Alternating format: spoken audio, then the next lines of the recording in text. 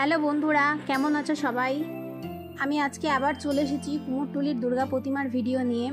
কুমোরটুলির প্রতিমা আমাদের সকলের কাছেই খুব প্রিয়, তাই এখানকার প্রতিমা কিভাবে তৈরি হয় সেই পুরো চিত্রটাই আমি তোমাদের সামনে তুলে ধরেছি। পুরো ভিডিওটা দেখো, আশা করছি খুব ভালো লাগবে।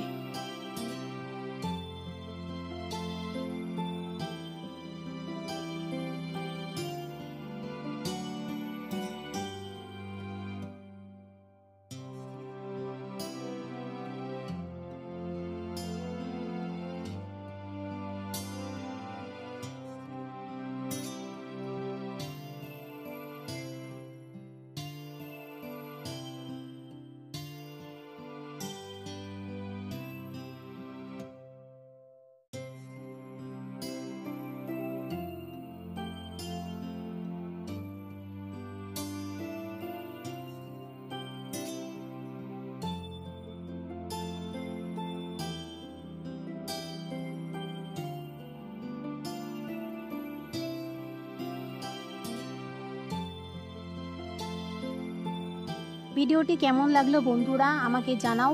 কুমোরটুলির আর কোনো ভিডিও দেখতে চাও কিনা সেটাও আমাকে কমেন্টে জানিও।